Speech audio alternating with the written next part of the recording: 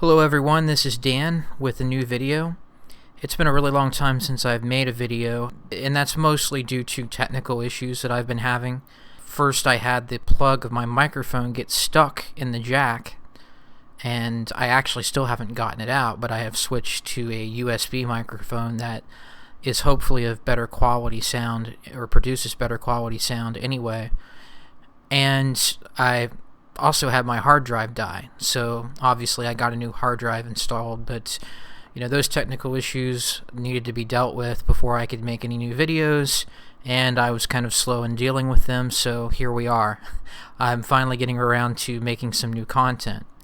In this video, I wanted to discuss I guess I really wouldn't call it a phenomenon, but I've noticed this happening on a few occasions where you'll have someone who at one point made MGTOW content and then decides later on that the acronym MGTOW doesn't fit what they're doing, or they flat out say that they no longer consider themselves MGTOW. The reason why I wanted to discuss this is, and you can have all kinds of different reasons for changing your beliefs or changing what you think is appropriate for you, and obviously I'm not going to discuss all of those potential reasons here, but I really wanted to address in particular what I've seen from, like I say, a few content creators who have made content usually for a short period of time in large quantity. In other words, you'll have guys who make MGTOW content for a few months, gain quite a few subscribers, and they'll make good videos, and their videos will make sense, and in some cases they'll add to the kind of body of work in the manosphere, if you can call it that, the overall kind of thought process or discussion. But then after a few months, they'll say that they're not MGTOW anymore, and they'll use a particular line of reasoning that is what I want to discuss in this video. I think is invalid, and I think it's a flawed way of looking at things. And basically, that argument is, well, there are other MGTOW men who I don't like. There are other MGTOW men who are stupid, or they're really just incels, or they really hate women, or they hate a particular race of people, they're racist, or they're all conservatives, they're really just trad cons. That's not one I've heard necessarily, but that's a potential, that's one of the angles that you could have. In other words, I don't like a lot of the other guys who are in MGTOW, so I don't want to consider myself a MGTOW anymore. Even though I still believe in the core principles behind MGTOW, I'm no longer willing to use that label. I've thought about this argument, and the reason why I think that it's invalid is because no matter what group of people you're looking at, you're always going to have plenty of bad examples of how those people categorize themselves. The way I see it, you can really only have two positions.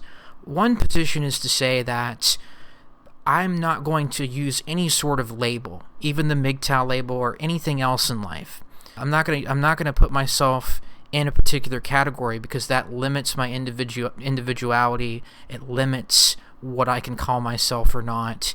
And I don't want to basically use any sort of label because that hinders my ability to act as an individual and to create kind of my own viewpoint on life.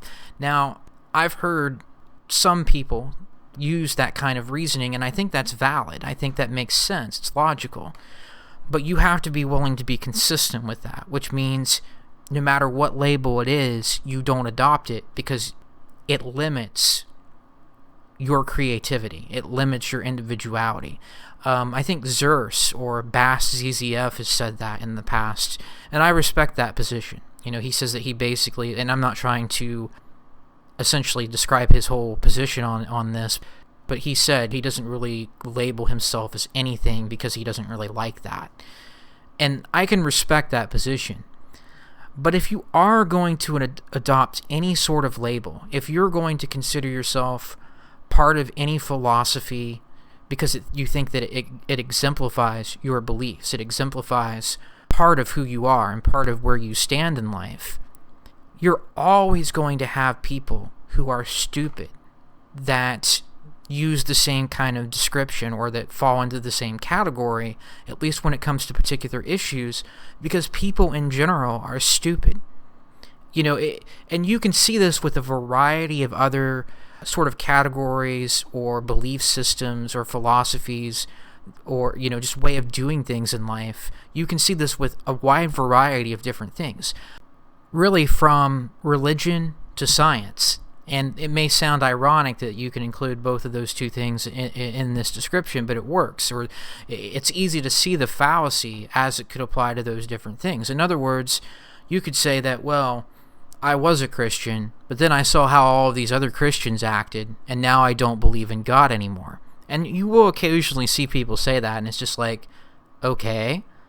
So, without getting into a discussion about religion in itself, or atheism in itself, why would you decide whether you believe in God or not based on what other people are doing, as if that affects whether God exists or not? It doesn't make sense, but you only occasionally hear that argument. I think it's pretty obvious to most people that you shouldn't let other people determine what it is that you believe.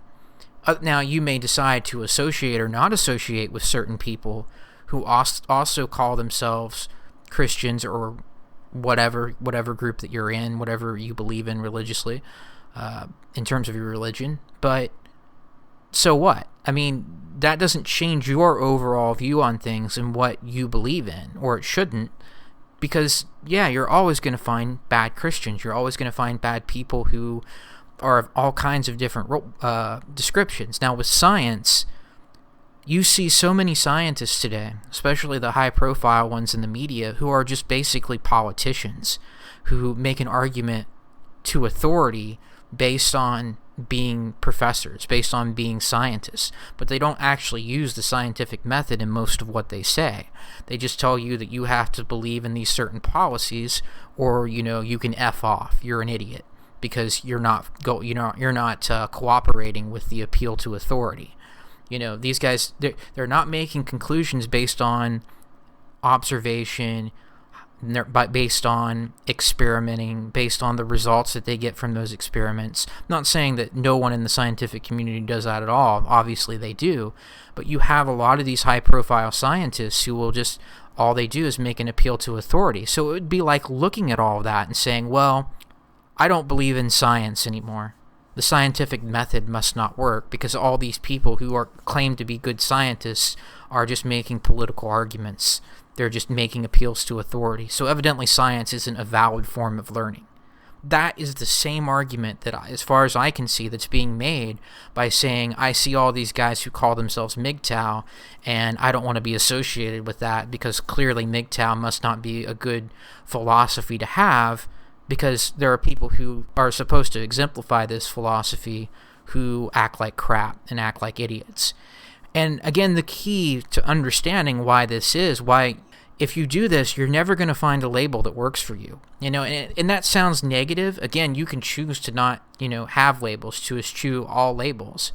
But if you're going to describe yourself with something, if something's going to be a part of what you stand for, whether it's based on religion, science, going your own way, or a political ideology, or another type of general philosophy, or a way of just doing things in life, you're always going to have stupid people, because most people are stupid to begin with.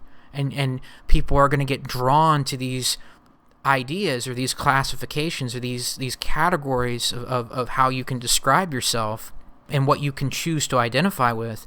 People are going to get drawn toward those things who are never going to be good examples of that. And I know that sounds harsh and kind of arrogant, and I'm not saying I've always been a good example of various things that I've tried to be, so I'm not trying to say I'm necessarily better than all of that. But most people are not going to make a strong effort, or they're not going to really be what they say they are a lot of times in life, because, like I say, people are stupid.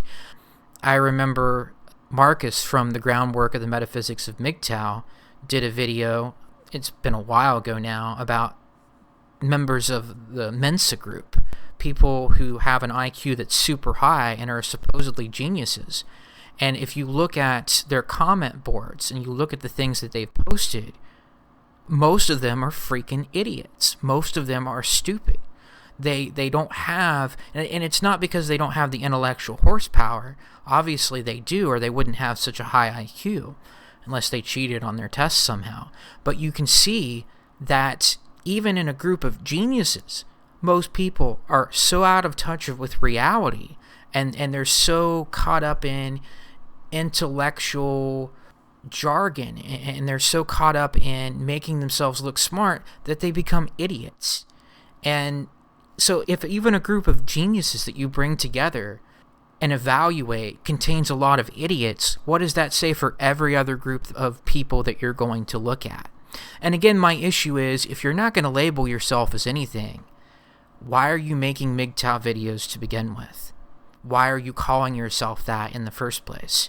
And again, if you're going to be consistent and honest with this, logically speaking, you shouldn't be able to call yourself much of anything, because you're always going to find bad examples of people who identify the same way, who are drawn toward a belief system or a philosophy or whatever it is that you're looking at, who really are never going to be good examples of that. Sorry to say, that's just part of human nature. It's just part of who we are. And so that's the kind of point that I wanted to make. I'm not saying that you can't have a reason for changing your mind on things. I'm not saying that you can't decide to eschew a lot of different labels or all labels. But if you're going to say that, well, I identify as something now, but then if a lot of other people who also identify that way are not up to my standard, basically, then I'm not going to identify that way anymore. You're not going to find anything that describes you. You're not going to be able to settle on any sort of viewpoint that, again, that you can actually use in your life. Now, I'm not saying that you couldn't use MGTOW principles or scientific principles or whatever without calling yourself a MGTOW or without calling yourself a scientist. I'm sure that you can, but again, if you're willing to use that label to begin with, if you're going to call yourself a MGTOW to start off with, and then you're going to say, well, all these other MGTOW men, they're really misogynist, or they're really racist, and they're really not good people, why the hell did you call yourself a MGTOW to begin with? Why are you not just choosing not to label yourself as anything then? Because you're always going to find bad examples of people no matter what group that you're looking at. So as a final point, I wanted to discuss how feminism does not fit into this kind of mindset, this perspective. Because you could be thinking, Dan, if you can say this about MGTOW, about religion, about science, about so many other groups of people, why couldn't you have someone say, well, I'm one of the good feminists. I'm not like all those other feminists that hate men. I'm one of these feminists that actually wants to work with men to have an equitable arrangement so that men and women can get together and everyone can be equal and all that good stuff. Well, the problem with that is feminist ideology, feminist theory at its core is corrupted. In other words, if you're a feminist, you believe by necessity that men have abused women, that men have oppressed women in general throughout history. And that's the justification for thinking that helping women and basically giving women special rights and whatnot is moving toward equality. The justification is that, well, women are disadvantaged because men have prevented women from having those kinds of positions and having that kind of power in society in the past. So there is no way to think that from the beginning, from your starting point, and then get to a point where all of a sudden you're a feminist that respects men. You're a feminist that wants men and women to actually work together. In other words, the whole thought process is corrupted to begin with, where if you look like something like men going their own way, or a lot of other different ways to describe yourself, whatever example you want to use, by just not participating in society's expectations of you, there's nothing inherently wrong with that. And given the conditions that we're in today, that's actually the most rational choice, in my opinion, for a man to make. You're not trying to hurt other people. You don't see yourself as a victim. It's not some sort of philosophy or ideology based on hating any particular group. Now, that's not to say that there aren't MGTOW men that hate women. There are. But that's not a necessary part of simply going your own way and not getting married and not choosing to basically put yourself in a bad position for the sake of women and for the sake of society. Whereas with feminism, as I've said, the whole idea is based on thinking that women are victims. The whole idea is based on thinking that men have oppressed women. And so right off the bat, no matter what kind of feminist you are that you claim to be, you can't be one of the so-called good feminists because there is no such thing by default. So that's basically the topic of this video, guys. I really have a lot of other videos planned. I can't be much less productive with videos than I have been, but I do think that I have some of the equipment back to where it needs to be, and it's just a matter of cranking videos out. I have a lot of ideas, so stay tuned. There should be more content to come. Leave your comments on this video if you have a response that you think is important.